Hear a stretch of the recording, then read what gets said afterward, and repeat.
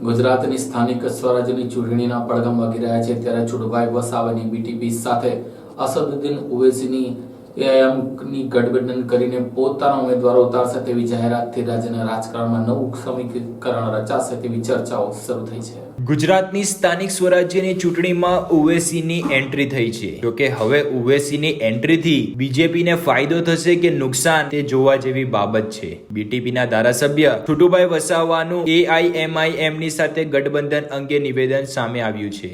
ભાજપ અને કોંગ્રેસ બંને સામે ઉમેદવારો ઉભા રખાશે। રાજસ્થાનની સ્થાનિક સ્વરાજ્ય ચૂંટણીના પડઘા ગુજરાતમાં પડ્યા છે। ભરૂચના લોકલાડીલા નેતા અને રાજ્યસભાના પૂર્વ સાંસદ અને મરહુમ એવા અહેમદભાઈ પટેલના જીવનકાળ દરમિયાન તેઓને છુટુભાઈ વસાવા સાથે સારા સંબંધ હતા। જેઓના જીવનકાળ દરમિયાન છુટુભાઈ વસાવાએ કોંગ્રેસ સાથે ગઠબંધન કર્યું હતું। જોકે થોડા દિવસ અગાઉ જ અહેમદભાઈ પટેલનું દુઃખદ નિધન થયું અને ત્યારબાદ રાજસ્થાનમાં કોંગ્રેસ અને ભાજપનું ગઠબંધનની વાતો સામે આવતા છુટુભાઈ વસાવાએ બીટીપીની પાર્ટીને કોંગ્રેસ સાથેનું ગઠબંધન તોડી નાખ્યું હતું। ત્યારે આજરોજ હવે એઆઈએમઆઈએમ સાથે ગઠબંધન કર્યું હોવાની વાતો સામે આવી છે। ભરૂચ જિલ્લાના ઝઘડિયાના બીટીપીના ધારાસભ્ય છુટુભાઈ વસાવાએ ઓવૈસી સાથે ગઠબંધન કરી આગામી સ્થાનિક સ્વરાજ્યની ચૂંટણીમાં ઉતરવાની જાહેરાત કરતા જિલ્લા અને રાજ્યના રાજકારણમાં ઓવૈસીની એન્ટ્રીથી રાજકારણ ગરમાયું છે। ઓવૈસી મોદી વિરોધી તરીકે સમગ્ર દેશમાં પ્રખ્યાત છે। તેઓ હર હંમેશ ભાજપ ઉપર આકરા પ્રહારો કરતા આવ્યા છે। રાજસ્થાનની સ્થાનિક ચૂંટણીમાં ભાજપ અને કોંગ્રેસ એક થઈ બીટીપીને સત્તાથી દૂર રાખતા ભરૂચ અને નર્મદા જિલ્લા પંચાયતમાં કોંગ્રેસ સાથે સત્તામાં રહેલ બીટીપીએ કોંગ્રેસ સાથે ગઠબંધન તોડી નાખ્યું છે। હવે જ્યારે પાલિકા અને પંચાયતની સ્થાનિક સ્વરાજ્યની ચૂંટણી યોજાનાર છે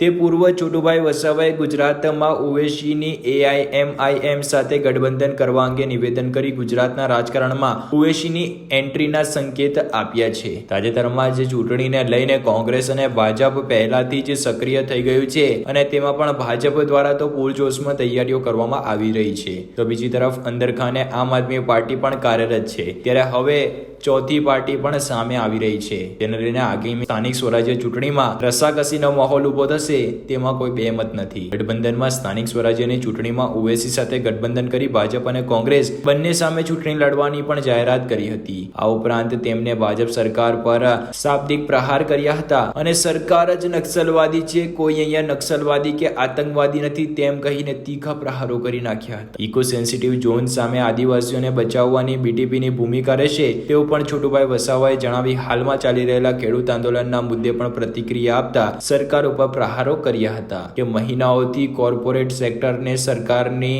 ગાઈડ કરે છે। સરકાર ઉદ્યોગોના હાથનું રમકડું બની ગયું છે જેના કારણે દેશના લોકો ભોગવી રહ્યા છે। બિહાર બાદ ગુજરાતના રાજકારણમાં પણ બીટીપીના સથવારે ઓવૈસીની એન્ટ્રી થઈ રહી છે। ત્યારે આગામી સ્થાનિક સ્વરાજ્યની ચૂંટણીના પરિણામ પર તેની શું અસર પડશે તે જોવું રહ્યું। જોકે આ તો રાજકારણ છે અને તેમાં પણ શું થાય છે તે જોવા જેવી બાબત છે। ઉલ્લેખનીય છે કે એઆઈએમઆઈએમ ને જો ગુજરાતમાં એન્ટ્રી કરવી હોય તો ગુજરાત લેવલમાં કાર્યરત કોઈ પાર્ટી સાથે હાથ મેળવવો જ હતો અને તેમાં પણ ભાજપ સાથે હાથ મેળવવું શક્ય નથી અને કોંગ્રેસ સાથે પણ હાથ મેળવવું શક્ય નથી, જેને લઈને અંતે છુટુભાઈ વસાવા સાથે ગઠબંધન થયું। જોકે હવે બંનેનું ગઠબંધન ક્યાં જઈને પહોંચે છે તે જોવું રહ્યું। પણ જે સ્થાનીય ચૂંટણી આવવાની છે એમાં પણ અમે ઉમેદવારો ઊભા રાખવાના છે અને ઓવીસી સાહેબ જે છે ભારતની અંદર જે અત્યારે બિહારમાં ચૂંટણી થઈ એમાં એમની પણ 5 સીટો આવી છે, તો ગુજરાતની અંદર પણ એમની સાથે ગઠબંધન કરીને અમે અમારી સીટો લોકોના હાથમાં સત્તા કેવી રીતના આવે એ અમે વિચાર કરીને આગળ વધશું। સ્થાનિક સ્વરાજ્યની ચૂંટણીઓની અંદર ઓવૈસી બીટીપીની સાથે અહીંયા પ્રચાર કરવા આવી શકે છે? બિલકુલ આવી શકે એમાં તો નો ડાઉટ। હે તમે આમંત્રણ પાઠવો? હે તમે બોલાવજો, આમંત્રણ આપો? બિલકુલ બોલાવશું કે શા માટે? કયા પ્રકારની ભૂમિકા રહેશે ખાસ કરીને સ્થાનિક? આ બંનેને હરાવવાની ભૂમિકા રહેશે અમારી, કારણ કે જિલ્લા કેમ પંચાયત કે અત્યાર સુધી એ જ લોકો સત્તામાં હતા ને એમની સત્તામાં અમે દુઃખી બી છીએ ને હજુ દુઃખી રહેવાના છે। એવી સરકારો અમારે શા માટે ચાલુ રાખવી જોઈએ?